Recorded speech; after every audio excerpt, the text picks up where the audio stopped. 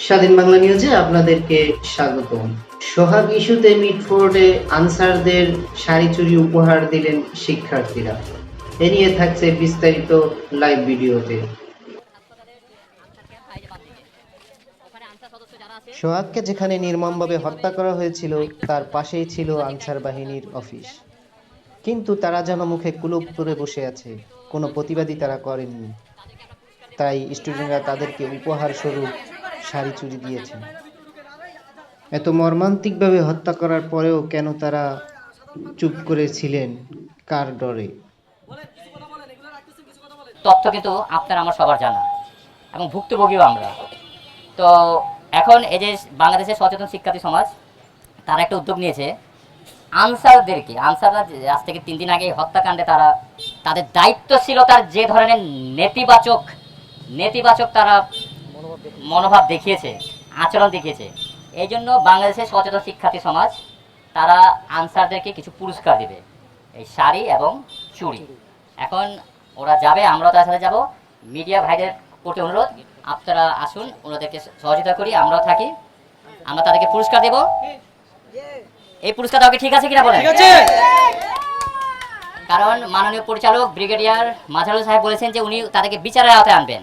তো এই শিক্ষার্থীরা তো বিচারের আওতায় আনে নাই, এরা পুরস্কার দিবে। পুরস্কার তো ভালো জিনিস, কি ভাই? পুরস্কার নিতে সমস্যা আছে? আমরা তো জুতা পিটা করতে যেতেছি না, পুরস্কার দিতে যাচ্ছেন ওনারা। পুরস্কার নেন, আপনারা এই পুরস্কারের যোগ্য। তা আমরা বিসমিল্লাহ। আচ্ছা,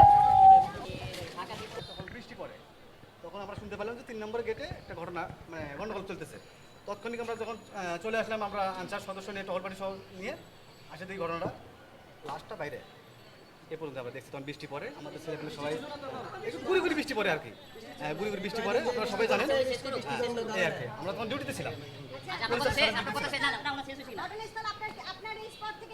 ও আচ্ছা, আরেকটা ওখানে আমাদের সকাল থেকে আমাদের এক স্টেপ ওখানে সকাল থেকে 2টা পর্যন্ত ডিউটি থাকে আমাদের, আর 2টার পর থেকে আমাদের কোনো ডিউটি থাকে না।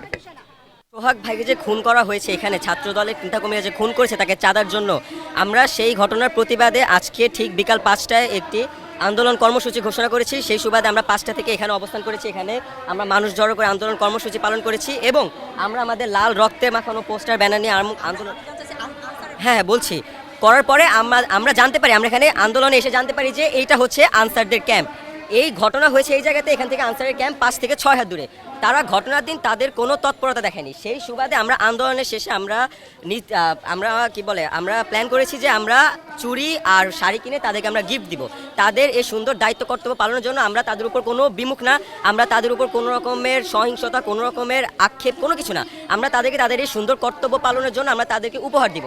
আমরা তাদেরকে উপহার দিতে গিয়েছি। তাদের একজন কর্মকর্তা মনিরুজ্জামান, উনি আমাদেরকে জানিয়েছে ঘটনার দিন নাকি যখন ঘটনা হয়েছিল তখন বৃষ্টি পড়ছিল এবং 2টার পরে নাকি ওনাদের আনসারের সকল কার্যক্ষমতা হয় না, মানে ওনাদের কার্যক্রম বন্ধ হয়ে যায় 2টার পরে। তো 2টার পরে দেশের মধ্যে একটা মানুষকে তাদের ক্যাম্পের পাশে হত্যা করার পরে তারা যদি দেশের প্রতিরক্ষা বাহিনী 2টার পরে তাদের কার্যক্রমের সময় শেষ হয়ে গেলে কি তারা কি মানুষকে বাঁচাতে আসতে পারে না? এমনকি বাংলাদেশের আইন বা প্রতিরক্ষা বাহিনীর সংবিধানে লেখা আছে